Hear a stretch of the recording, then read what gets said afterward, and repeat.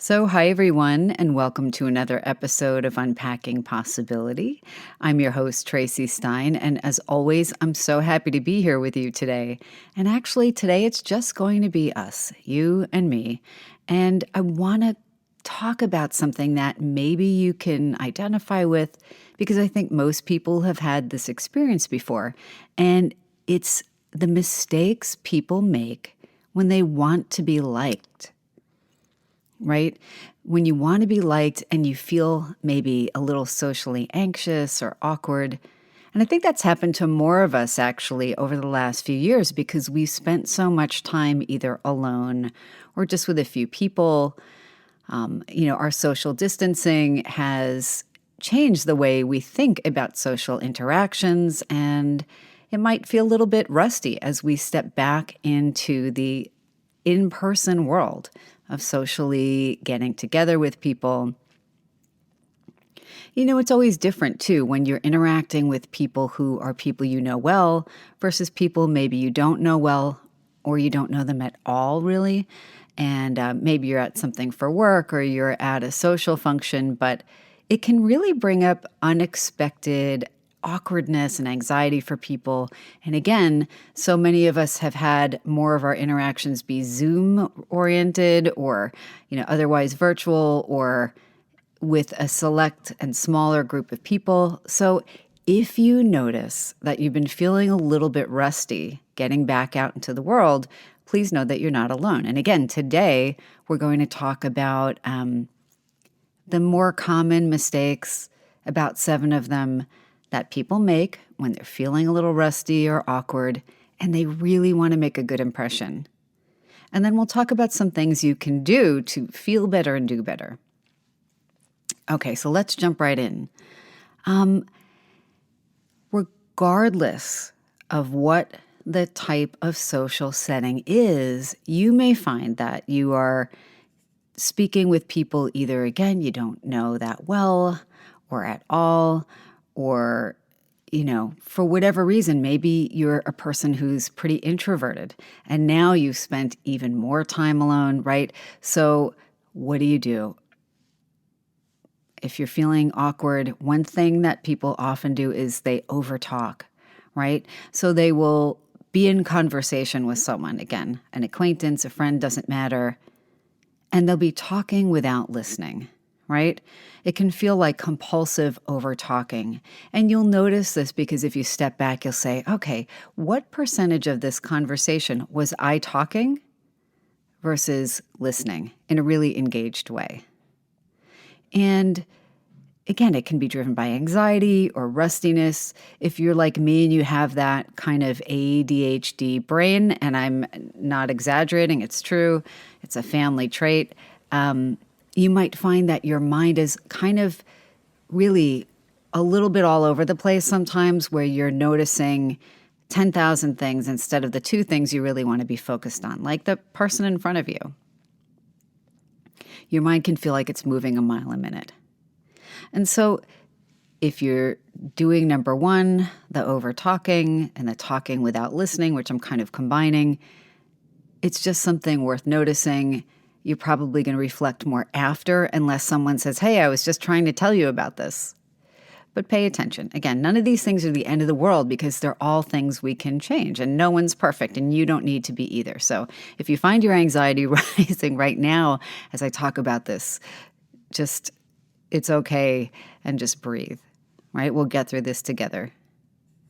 All right, so number 2, bragging. Now, you probably have noticed this when you're in conversation with people at school or at work and so forth. And again, maybe it's you. And so bragging really is a way of trying to show ourselves and other people that we're worthy in some way. Because I think what happens is there's a hidden fear that if we're not spectacular, we won't be seen as worth talking to or hanging out with and so forth. And again, competitive environments like school and work can be especially likely to bring this out if this is how you respond to social anxiety and stress and so forth. But you can find that even at a party. So people can brag about anything, really, their job, their house, their car, their achievements, their partner. And you all know someone who's done this, and we've probably all been guilty of, talking about things that make us feel good, something that's good about us. And we want to kind of show ourselves in our best light. But the problem is, bragging usually has the exact opposite effect. It creates distance and not connection. I had a colleague years ago who I won't identify, but who did this constantly and had some awareness of this. But it made it impossible to form a friendship with this person. And on the surface, we actually had a lot of interests and things in common. But, like many people, this person was raised in a family where competition was not only encouraged, it was almost like expected. So this person had to constantly try to best their siblings. Everybody was always vying for favorite child position. So either being the smartest or the most interesting or the most well-traveled or the best athlete or whatever it was. But again, it's a way we try and make ourselves feel better and show ourselves in a great light. It could be like your connections. Look at who you know. But at the end of the day, it just creates distance. So if this is a tendency you have, it's just worth noticing. Okay, number 3, jumping in with the, yeah, me too, every time somebody says something that you can identify with. Now, this can happen because we're just really excited. Yay, somebody has interests that we have, or maybe it's that they've gone through something difficult and we're trying to show, yeah, I get you. I get it. I understand. We share this thing in common, right? And a lot of times when we look for connection, we look for common ground. Now, again, once in a while, this is fine. It's not that you can't share that, oh, you've had a similar experience. But the downside is if somebody's sharing something difficult, for example, it can feel like you're trying to co-opt their sadness or their anxiety or their grief or their stress, when maybe they just want you to be a sympathetic listener, even if you have had the same thing happen. This often comes up actually when people are telling you about an illness they've had, right? And again, there are times when it's appropriate to share a little bit like, you know what, yeah, I've been through that, but you'll be able to get through that too, I think. And this is what was helpful for me. That's one thing. But if you notice that every time somebody brings something up that you can identify with, like, yeah, I have a kitchen too, or something, you want to pay attention to it. Because again, it has the opposite effect. People want to have ownership over the emotions they're sharing with you or the stories that they are sharing with you. And by you giving them a little space, it actually creates an intimacy with them. They're reaching out to you in a way that can foster intimacy. And your way of having emotional connection and intimacy is just to be listening and compassionate. Again, even if you share a little bit about your journey, you want to let their airtime be their airtime. And same thing with something that they like to do. Again, it's totally appropriate to share, I like bike riding, or I like this or that, or I love pets, or whatever it is. But you want to have some balance. I want you to think about conversational space as almost a little bit like real estate, right? And by real estate, I don't even mean just like your home, but I mean it can be just where you're standing on the street. You don't want to step into somebody else's personal space, and you want to think of conversational space a little bit like that. Okay, so number 4, just plain old not listening. And again, we've all been guilty of this. If you're exhausted because you were up late, or you're just feeling a little foggy because your seasonal allergies are kicking in, or you've just got a lot else on your mind. We all have that where we just find ourselves drifting off for a moment. And not everybody's got equally naturally good listening skills. So it takes more energy for some of us to develop that. And one of the solutions we'll talk about in a few minutes can really be especially effective for that. But you might also just feel like you're not that interested in what someone else is saying, and that happens to all of us. And what I would just say is you don't have to talk to any one person for an endless amount of time, but see if there's something you can find that you can be genuinely curious about, right? And if worst comes to worst, if it's just not a connection and there's not a flow, you probably won't spend as much time speaking with each other. Again, if this is at a cocktail party or a community event or something for your school or work, you're going to need to probably engage for a certain amount of time, but then it's perfectly fine to move on. But while you are with each other, it's really important to be present. Okay. So number 5, not listening because you're looking around the room. And how many times have we all done that? I think everyone's done that. Everyone's had that done to them at some point. And to be honest, it never feels good. And if you're on the other end of the conversation, you notice it. Even if people politely are trying to seem like they don't, they usually do. So we can do that because we're anxious. We can do that because we're anxious about how to extricate ourselves in a way that's graceful, right? It could have nothing to do with the person across from you, but you could be thinking, how do I do this thing that typically is awkward for people in a way that is not awkward if possible? You might not want to be the person who is left awkwardly or feeling awkwardly alone when the other person extricates themselves. So you could be thinking about that. But it does come across as being uninterested, and again, it gets in the way of connection. So it's something that takes practice, but gets better with practice, is that when you're talking to someone, attend to them. Because remember, you're probably only talking to someone for a few minutes, which is a pretty short amount of time. So be present for that amount of time. Number 6, this one's really kind of uncomfortable. But I'm going to mention it because it happens when people feel socially awkward. For some people, it's really reflexive. And I don't even mean just exaggerating things that would fall under bragging, which I mentioned earlier on.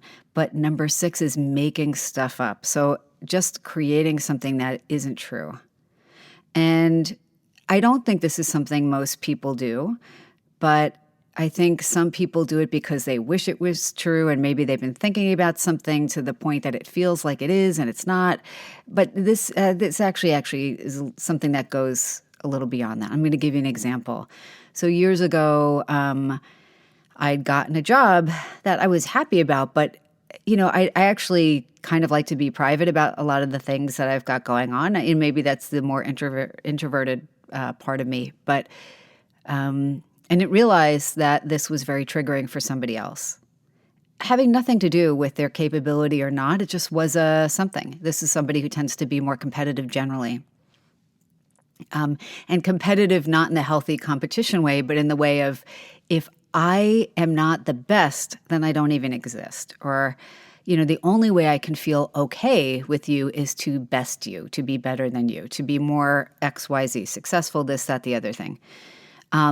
And this person told me very clearly that they were just about to be named to this position at their work, and said it repeatedly. And it was a very specific job title. It was a very specific role.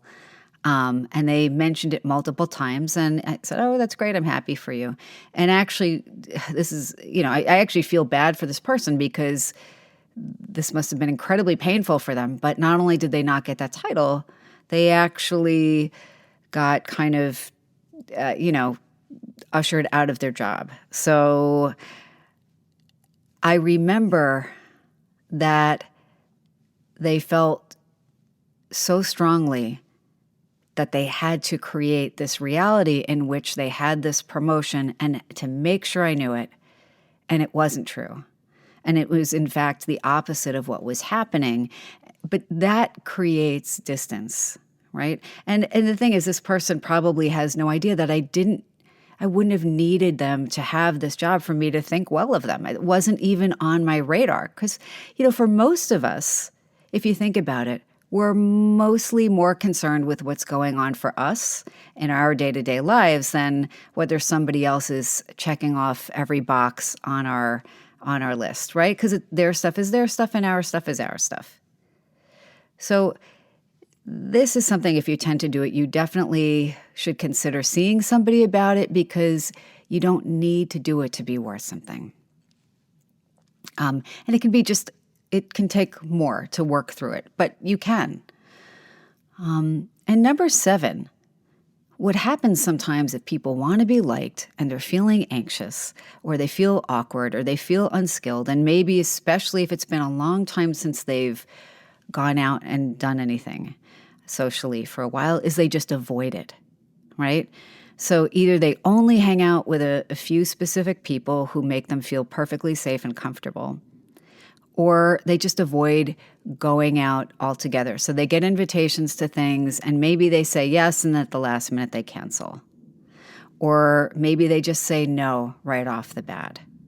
And what happens, though, unfortunately, is when we avoid anxiety-provoking things, when we avoid things that make us feel less secure, well, our brains start saying, oh, if I just avoid this and never do it, I will feel okay. And that's the way I can feel okay. And the problem is then the next time you would otherwise want to go do something social, or have to do it again for work or school or something, or just because it's important socially, you are going to feel way more overwhelmed. Now, again, this is something that it's worth working with a professional if this has been really challenging. Again, we can avoid things because we're afraid of being judged, or we feel like we don't have something interesting to say. And just so you know, I listed these 7 things, but it's not that they're mutually exclusive. You can tend to have a few of these that you might default to depending on the situation and the crowd and how you're feeling that day and so forth. But now that we've talked about those things that are challenging, I want to tell you about a few things you can do. Now, some you've absolutely heard me mention before, but I'm mentioning them again because they actually work, and they have science behind them to show that they work. And I'm not just making it up. So number 1 should probably always be meditation, mindfulness meditation in particular, for a few reasons. When we tend to feel really anxious, we do something, the psychological term is called catastrophizing. And it just means you make a catastrophe, something horrible, out of something that really isn't that bad, even if it's a little bad, right? So feeling awkward doesn't feel good, and maybe fumbling with your words at a social event or something isn't great, but it's certainly not a catastrophe. An avalanche is a catastrophe. There are many other things in life that are true catastrophes, but feeling a little bit awkward or not making the impression you ideally wanted to make really isn't one of them. And again, mindfulness trains us to step back and look at situations from a more helpful and healthful and objective point of view. So that's always number 1. You will find that if you practice it, in general, you feel less stressed, and you recenter much more quickly whenever you're in a situation that might normally trigger a little bit of stress. The other thing is, I want you to remember that rarely, if ever, will a single awkward encounter define you. In another person's mind, in your own mind, in general. And if you're letting it define you that way, please don't. Our minds tend to work overtime sometimes to make us suffer, and we don't need to. And I want you to think about it this way, from the other person's perspective, right? We all collect tons of data in our brains every day, like a gazillion bits of data that we're not even fully registering. Our overall impressions of other people tend to also be a little bit more mutable and malleable and changeable, like clay, right? It's something we can shape and reshape a bit.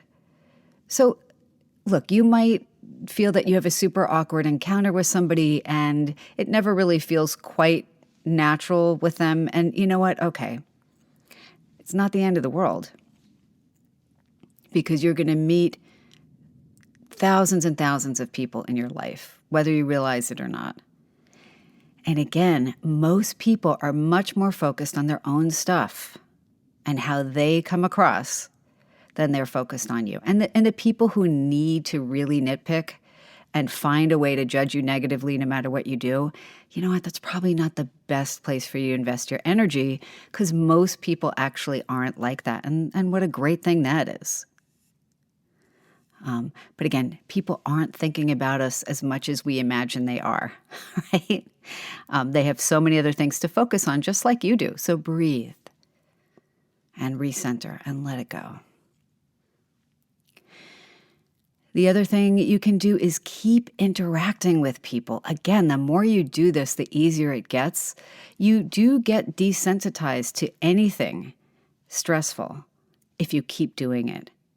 And that's been demonstrated, right? It's been demonstrated in the literature. I mean, if you were afraid of dogs and you have more positive interactions with dogs, that fear is going to decrease.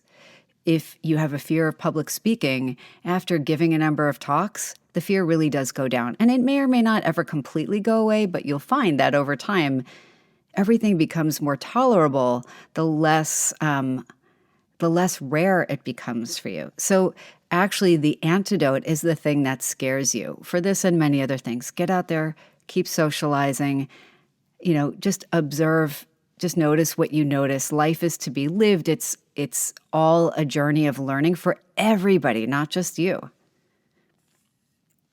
And again, related to that, just in the scheme of your life, it's highly unlikely that any one interaction or series of interactions even will completely define you. Again, we're always learning and growing. Think of any of these interactions as just a blip on the timeline of your life, right? That thing that bothered you in fourth grade when you had to go write something on the board and didn't get it right, or when you answered a question wrong, or where somebody thought, your outfit was funny looking, or whatever it is, chances are you are not still suffering over that, I hope, right? Because we're all learning, growing. The universe is very mutable and changeable, and what a wonderful thing that is. So again, I hope that if you notice you're dealing with any of these things that make social interactions a little more awkward, know that you can make them better, and now you have a better understanding of the purpose that part of you thinks they serve, but you don't need to do that so much anymore. And you have some nice practical tools that not only help with interacting more comfortably and confidently, but just in general. So again, I'm Traci Stein. This has been another episode of Unpacking Possibility. I hope you enjoyed the episode.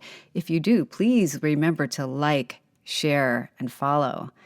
And until next time, be well.